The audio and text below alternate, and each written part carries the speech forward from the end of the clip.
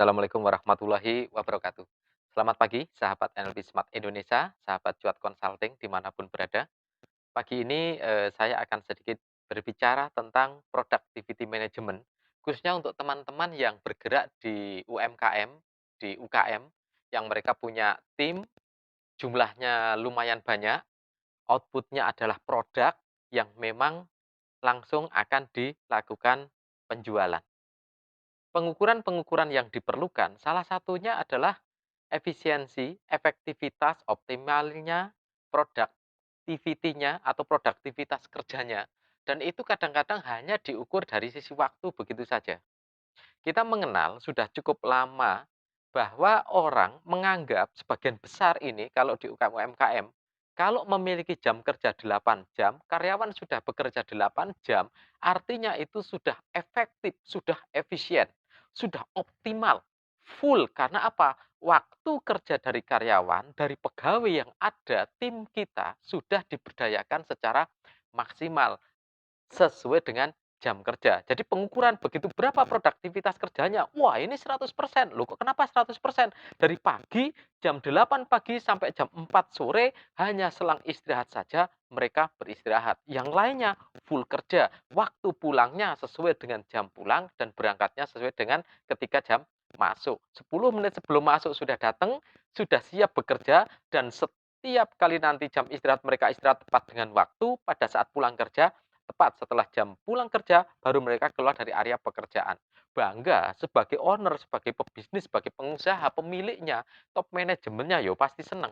Loh kenapa senang? Wah, karyawan sudah sangat rajin, begitu luar biasa. Ada satu hal, faktor-faktor yang perlu kita analisa di sini. Artinya apa? Bahwa di dalam pengukuran di produktivitas kerja ini, untuk di seluruh tim kerja dalam unit, ini sudah bukan lagi bicara waktu yang dipakai. Tetapi ada unsur-unsur yang harus kita pahami. Unsur yang pertama adalah sisi waktu yang tersedia secara benar-benar tersedia. Jadi time available yang benar-benar tersedia. Setelah itu yang kedua adalah waktu yang digunakan. Yang namanya time atau waktu yang bermanfaat, yang efektif untuk kerja sebenarnya itu berapa jam. Pagi ketika tim kerja kita masuk ke area kerja, apakah sudah bisa langsung bekerja menghasilkan produk? Atau masih perlu bersih-bersih dulu, perlu ngelap mesin dulu, perlu bersihkan alat-alat dulu sehingga mereka tidak terjun langsung ke pekerjaan, bukan pada proses utamanya. Berarti ada yang namanya time yang benar-benar optimal digunakan untuk bekerja. Kita sebut saja sebagai time use-nya. Berapa jam yang nanti dipakai bekerja. Jadi ada time available-nya, ada time use yang benar-benar digunakan. Di luar itu ada jam-jam yang berbeda. Ada jam yang sifatnya bahkan sebagai wasting time. Yang waste ini jam sampah, jam yang boros, jam yang tidak digunakan kepada produk langsung, tetapi kadang diperlukan.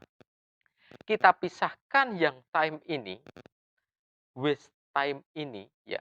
Jadi kalau kita sebut sebagai pemborosan, ada ini waktu-waktu yang tidak punya support, tidak perlu dilakukan. Misalnya pada saat karyawan masuk bekerja ke area kerja, apa yang dilakukan terlebih dahulu? Oh, ternyata yang dilakukan dia dengan keperluan pribadi. Oh, dia benake, oh kancing bajunya ternyata belum pas. Oke, dia nyisir dulu misalnya. Sudah sampai di tempat kerja karena boleh pakai handphone, dia baca WhatsApp dulu 10 menit. Berarti ini waktu yang sebenarnya waktu hilang. Yang tidak perlu pekerjaan itu dilakukan karena ini adalah pemborosan. Di lain video nanti, di lain waktu, saya akan sampaikan pemborosan-pemborosan kerja, khususnya di tempatnya UKM, UMKM itu apa saja. Nanti saya akan coba untuk banyak uraikan di video yang berikutnya. Yang kali ini saya akan membuka bahwa kita ternyata ketika mengukur produktivitas kerja, perlu mengukur dengan cara yang lebih tepat. Oke, kita sudah bicara waktu. Ada time available, ada time yang utilize, dan ada time yang waste. Ya. Jadi ada wasting time-nya. Ada waktu yang tersedia, ada waktu yang digunakan, dan ada waktu yang hilang, waktu pemborosan. Yang pertama, kaidah secara waktu. Oke, yang kedua. Yang kedua di dalam produksi, ini harus disadari betul. Kita produksi, misalnya kalau saya datang ke tempatnya di salah satu usaha yang bikin geduk dari singkong yang ada di Karanganyar, singkong jarak towo, ya. Ketika bikin geduk, itu harus menyelesaikan berapa bulatan geduk yang nanti untuk di-frozen. Kalau jumlah pekerjanya 5 orang, dengan jumlah pekerjanya 8 orang atau 9 orang, hasilnya berbeda, jamnya sama. Sehingga nilai produktivitas kerjanya itu sebenarnya berbeda sekali. Kalau hasil kerja, target hari ini jam 8 masuk, jam 4 pulang kerja, target hasil kerjanya mendapatkan 150 pieces atau 150 dus misalnya. Ketika ditambah tenaga kerja hasilnya menjadi 170. Apakah hasil 170 yang lebih tinggi dari 150 itu peningkatan produktivitas kerja? Belum tentu. Jangan-jangan malah nilai produktivitas kerja sebenarnya turun. Nah, ini yang perlu kita pahami, teman-teman. Ini untuk para pelaku yang di bidang usaha benar-benar harus diperhatikan. Loh, kenapa saya bicara ini benar-benar harus dibicarakan? Karena itu akan berbasis dari perhitungan yang nantinya memberikan dampak kepada rugi laba. Harga pokok produksinya pun akan berbeda.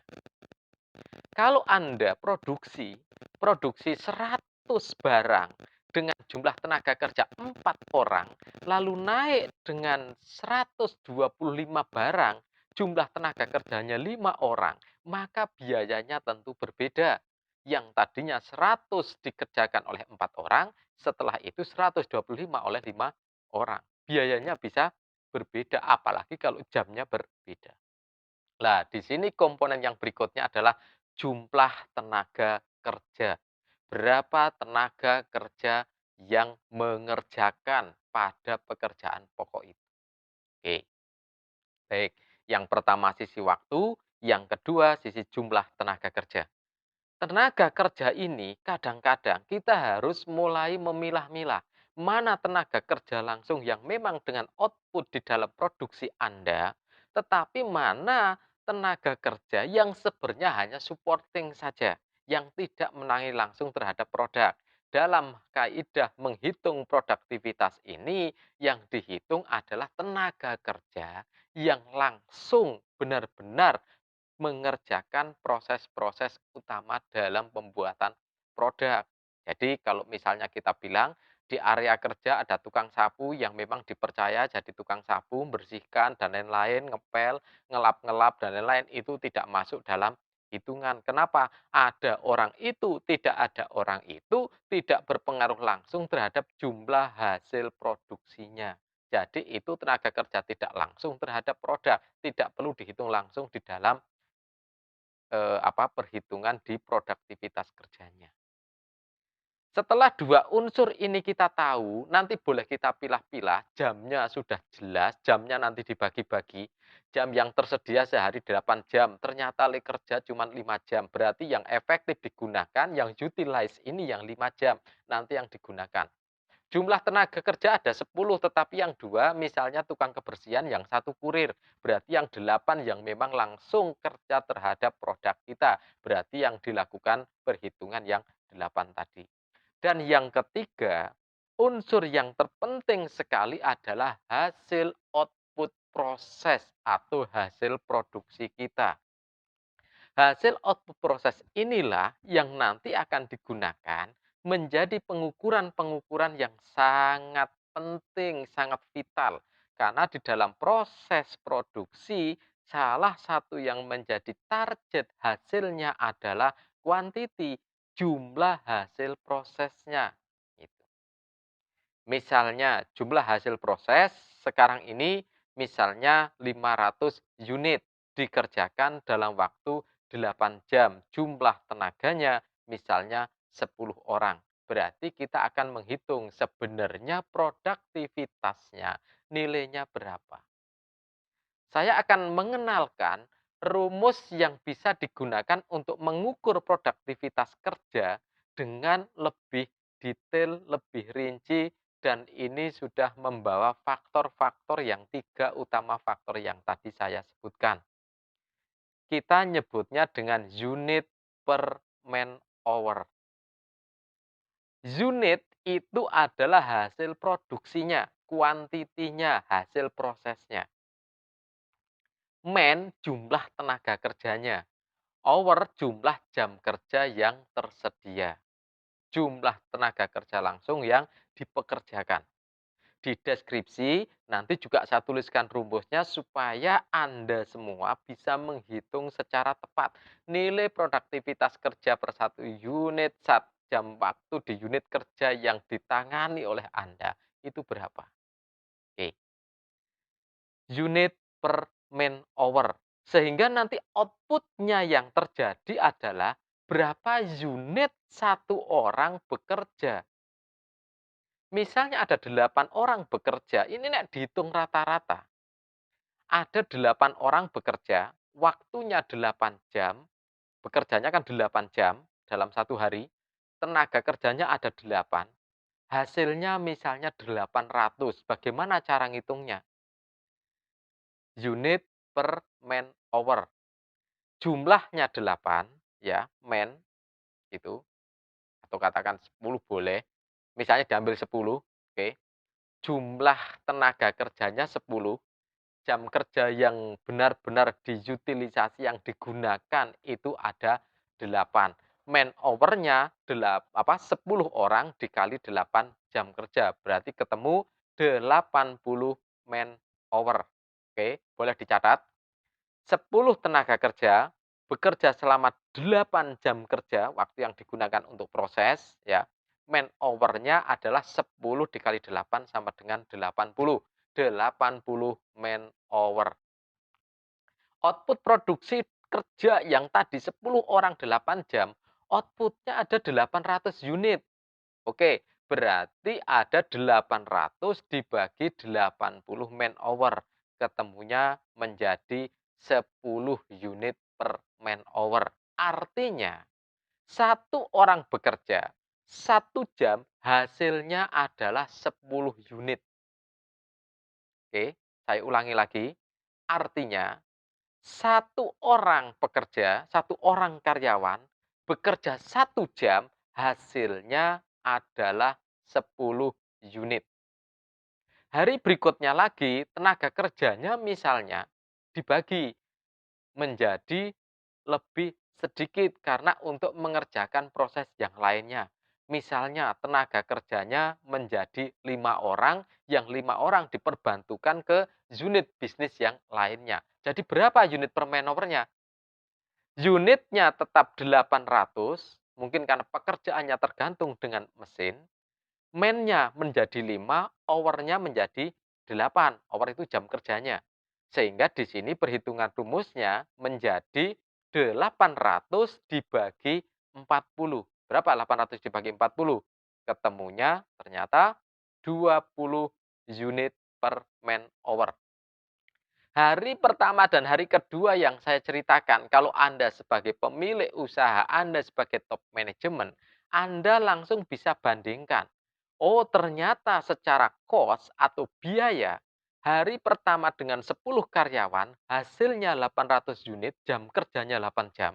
Hari kedua dengan 5 karyawan, hasilnya 800 unit, bekerja 8 jam.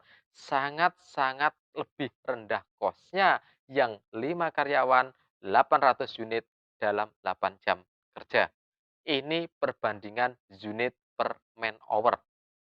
Bisa berubah karena jamnya berkurang atau naik, bisa berubah karena jumlah tenaga kerjanya ditambah atau dikurangi, dan bisa berubah karena hasil prosesnya naik atau bahkan turun.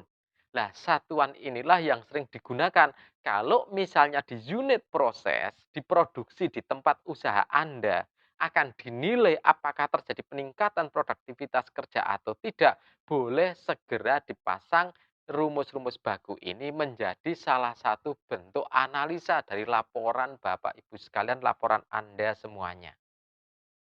Unit per man hour sudah digunakan menjadi hitungan-hitungan yang sahih di berbagai perusahaan besar dan sekarang waktunya usaha Anda pun menggunakan unit per man hour. Jika ada hal-hal yang ingin ditanyakan kaitan produktivitas kerja, kami insya Allah dari Cuat Consulting siap membantu Bapak Ibu sekalian. Bapak Ibu boleh menghubungi kami di 0812 261 00050. Kita bisa berdiskusi, sharing, bahkan kita bisa ngobrol lebih panjang lebar tentang produktivitas kerja di tempat Bapak Ibu sekalian, sehingga membawa dampak keuntungan dari bisnis yang lebih baik. Saya cukupkan untuk pertemuan pada sesi ini. Anda akan ketemu lagi pada sesi yang berikutnya tentang pemborosan usaha menggerogoti modal dan aset Anda. Assalamualaikum warahmatullahi wabarakatuh.